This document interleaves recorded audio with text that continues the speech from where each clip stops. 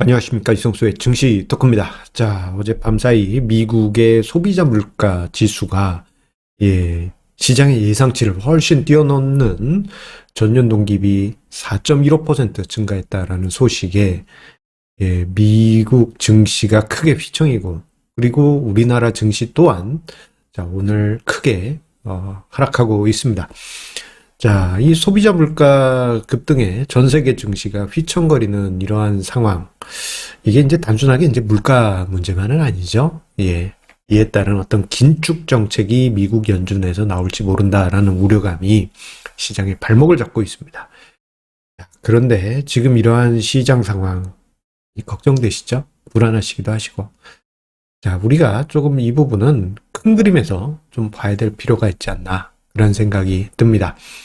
자, 그래서 과거 1차, 2차 양적 완화 시기, 1차, 2차 양적 완화 시기, 그 양적 완화 시기 때 중단되었던 시점이 있었거든요. 자, 그 시점을 보게 되면 우리가 주식 시장에 지금 현재 나타나는 상황에 대한 답을 찾아볼 수 있겠습니다. 자, 오늘 증시 토크 조금 내용이 조금 길 수 있습니다. 끝까지 함께 하시면서 우리가 지금 이 시장에서 무엇을 보아야 될지, 그리고 어떤 부분을 중요하게 다루어야 될지 함께 생각하는 시간 가져보시기 바라겠습니다. 자, 구독, 좋아요 버튼 꾹 눌러주시고 본격적으로 출발하도록 하겠습니다. 자, 앞서 언급드린 대로 어제 미국 시장에서 미국의 소비자 물가 지수가 전년 동기비 4.15% 상승했다라는 소식에 이거 기술주를 중심으로 한 낙폭이 발생했고, 단순하게 기술주나 성장주만 하락한 것이 아니고 다우존스 지수까지 크게 하락했습니다.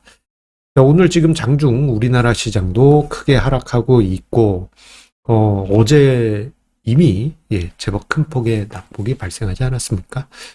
자, 그런데 이 소비자 물가 지수, 미국의 소비자 물가 지수에 왜 이렇게 흔들리느냐? 가장 큰 이유는 이겁니다. 미국 연준에서 기준으로 삼고 있는 소비자 물가 지수 기준 레벨 2% 레벨을 훨씬 초과하는 4.15%를 기록했기 때문입니다. 자, 미국 연준에서는 기준 레벨 2%, 그거 조금 넘어가도 용인하겠다, 오케이, 이런 분위기였는데 그것을 2배나 넘게 초과했으니까요. 이거 이러다가 시장 한켠에서 계속 긴축, 금리 조기 인상, 이런 이야기 나왔는데, 이게 현실이 되는 게 아니냐. 그렇게 되면 이제 기술주 폭락하는 거 아니냐.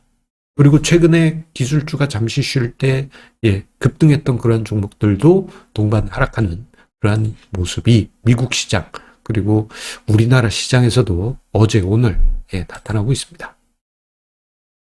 자, 그런데 이러한 모습, 앞서 언급드린 대로, 소비자 물가 상승이 발생하면 조기 금리 인상, 이에 따른 우려감, 요 부분이 왜 증시의 발목을 잡았느냐. 최근 그 물가 상승 압력, 요 가능성 때문에 미국의 연준 위원뿐만 아니고 유명한 투자자들까지 매파적 발언을 쏟아냈습니다. 이러다가 하이퍼 인플레이션 오는 거 아니냐. 미리미리 조기 금리 인상을 하던가 긴축 정책을 쓰던가 이런 뉘앙스의 발언을 했고, 그리고 자넷 옐런 재무장관 또한 이거 째펀치 날린 거죠. 금리에 관한 이야기를 재무장관임에도 불구하고 연준 의장의 영역을 침범하면서까지 재무장관임에도 언급했던 것이 물가 불안 가능성이 있기 때문입니다. 실제 미국의 10년 국채 금리는요, 어제 밤 사이에 또다시 1.7%를 잠깐 넘었을 정도로 시장의 장기 금리는 이미 상승 추세로 또다시 들어갔고, 그리고 이러다가 단기 금리의 기준인 미국 연준의 기준금리까지 올리는 것이 아니냐. 그리고 그 전에 테이퍼링이 진행이 되겠죠. 이런 거 벌어지면 이거 큰일 나는 거 아니냐? 지구 멸망하는 거 아니냐? 이러한 분위기가 주식시장에 나타났던 것입니다. 자, 그렇다면 지금 어떻게 보면 이제 긴축 분위기가 조성이 되면서 증시가 흔들리고 있는데, 와, 이거 정말 답이 없는 것일까요? 자, 그 답을 찾기 위해서 과거 선례를 한번 같이 떠올려 볼 필요가 있겠습니다.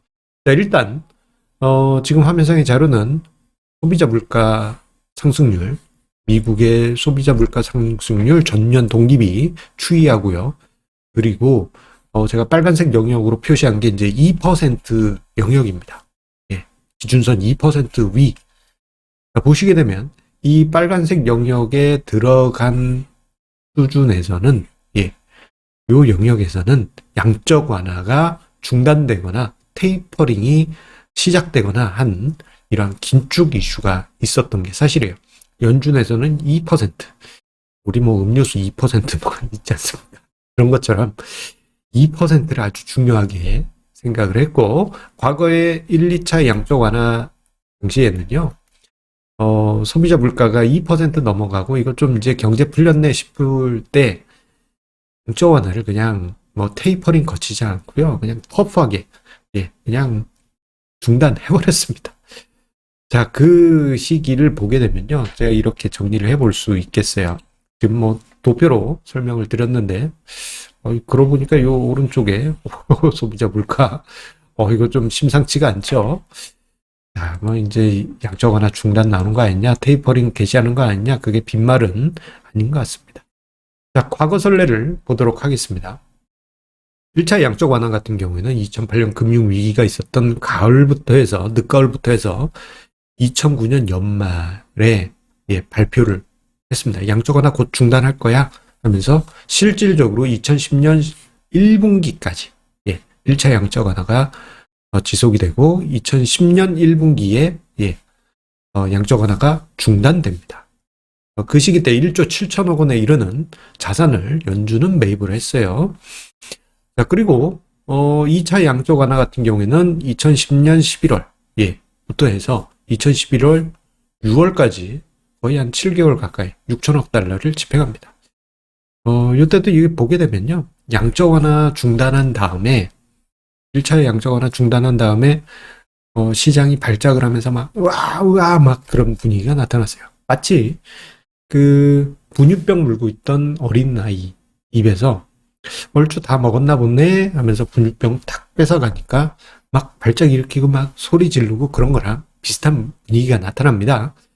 자, 그리고 이제 2010년 11월에 양적 완화 2차를 시작을 했고 2011년 6월에 중단을 했습니다.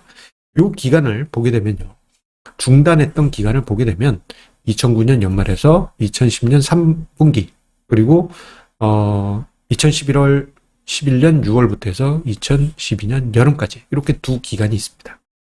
자, 그런데 요 양적 완화가 중단되었을 때 그 시점을 지금 생각을 해보게 되면 지금 연준이나 뭐 여러 가지 금융당국자가 소비자 물가지수 급등을 해서 과거처럼 매파적인 정책을 펼치지 않을까, 이런 생각을 가져볼 수도 있겠죠. 그런 분위기가 어떻게 보면은 저때 당시 양적 완화를 중단했을 때하고 비슷한 맥락이라고 할 수 있겠습니다. 자, 그러면 그때 당시 정말 양적 완화 중단했을 때 시장이 어떻게 움직였느냐, 이것을 참고한다면 지금 소비자 물가 급등 후에 뭐 시장 금리 상승하고 자칫 잘못하면 매파적인 정책이 나올 수 있는 지금 이 시점에 힌트를 얻을 수 있겠죠.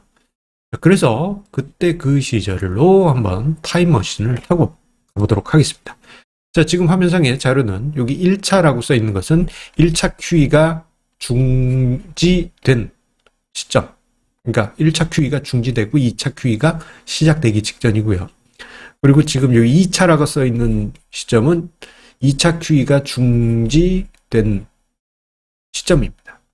그리고 그 이후는 이제 또다시 이제 3차 QE가 시작이 된 때라고 할 수 있어요. 자, 보시게 되면 2009년 늦가을부터 해서 그리고 2010년 이제 여름 상반기까지 양적 완화가 중단되어 있을 때예요. 근데 이때 보면요, 재밌는 것 중에 하나는 초반에 발작 현상이 나타났습니다. 양적 완화 중단할 거야 뭐 이런 분위기가 나타날 때 2009년 그 시점 보게 되면요. 지금하고도 비슷한 게, 금융 쇼크 이후 증시가 폭등했습니다. 폭등하고, 양적완화 중지할 거야. 뭐 이런 분위기 나오니까, 주가 지수가 단숨에 10% 가까이 하락합니다. 와, 지금 여러분들 생각해 보세요. 주가 지수가 3,200 하고 오늘 이번 주 월요일에 사상 최고치를 이번 주 초에 사상 최고치를 경신했는데 거기서 10% 하락한다 그러면 2,900대입니다. 와, 이건 난리 나겠는데? 자, 겁나시죠? 자, 그런데 그 과정을 거친 이후에는요, 이렇게 꿈틀꿈틀 시장이 상승을 하고 양적 완화 재개된 후에 화려한 랠리가 조금 더 지속이 됩니다. 자, 2차 양적 완화가 중단된 후에는 조금 후유증이 있었어요. 2차 양적 완화가 요 때쯤에 이제 중단이 됐어요. 2011년 6월.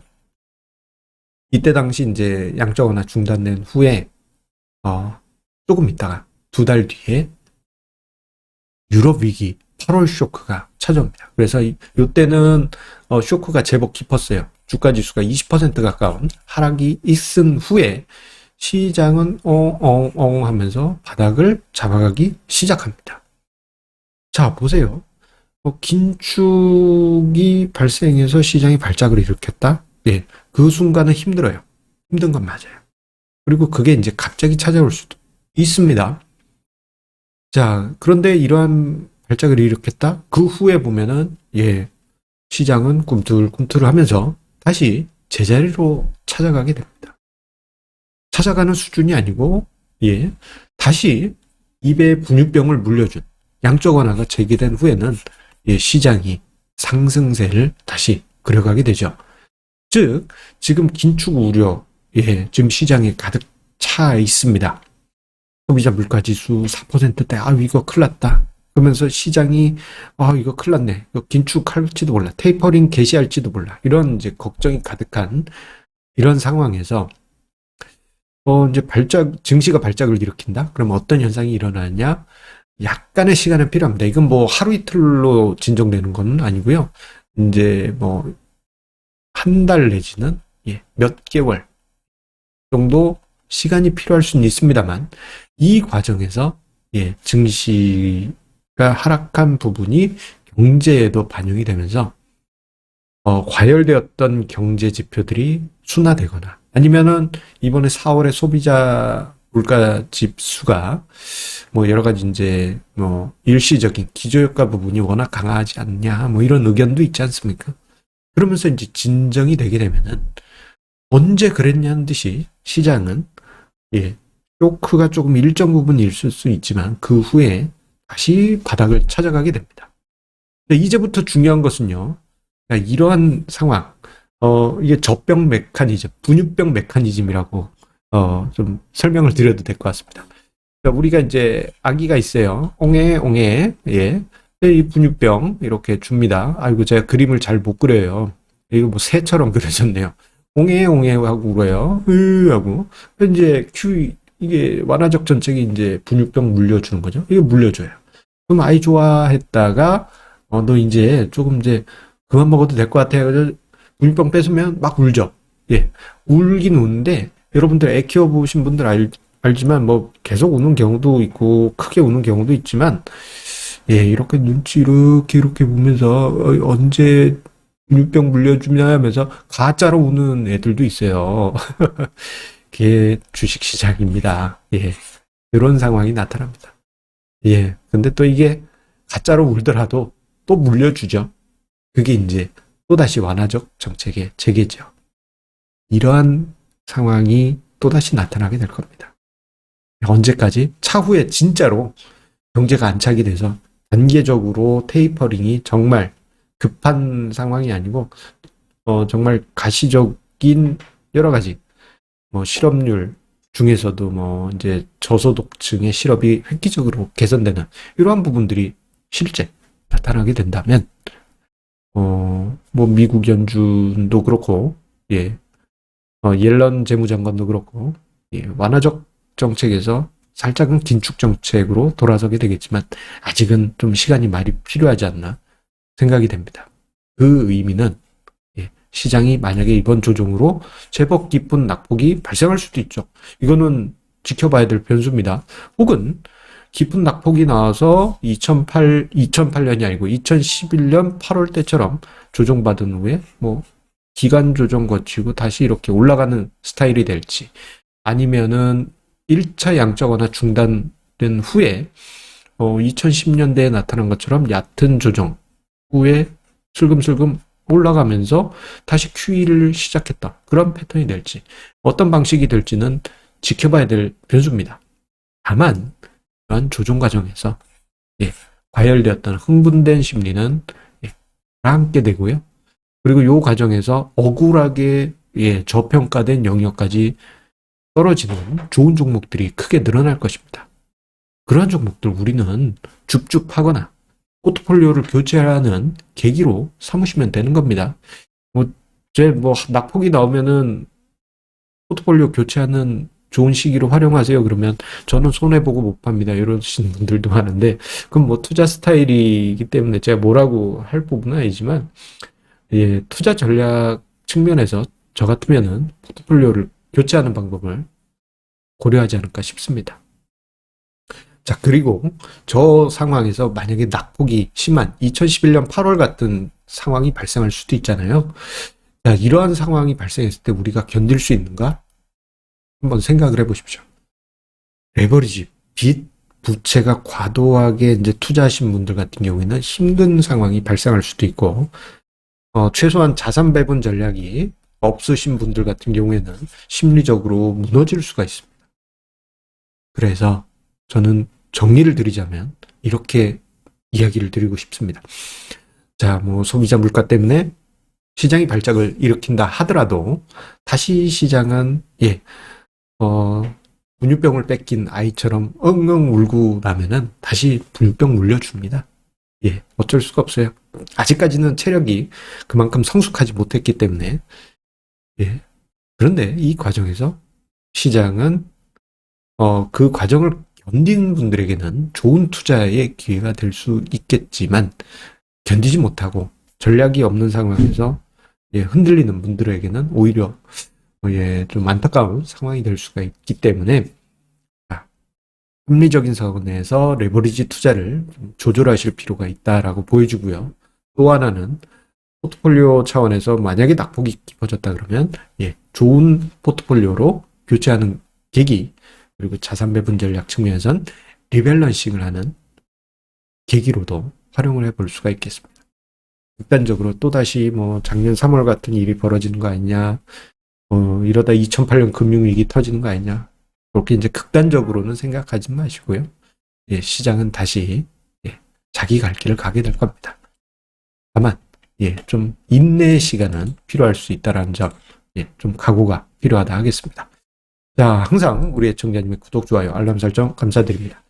자, 오늘 워낙 민감한 주제이기 때문에 좀 길게 영상을 준비했습니다. 자, 그래도 끝까지 지금 이 위치까지 도와주신 분들께 다시 한번 감사드리면서요. 자, 여러분들 성공 투자 꼭 만들어 가시기 바랍니다. 이렇게 흔들리고 나면 또 다른 기회가 만들어지지 않습니까? 생각해 보십시오. 작년 3월, 그때가 기회였는데, 생각보다 얕은 수준에서 새로운 기회가 또다시 잉태되지 않을까 생각을 해봅니다.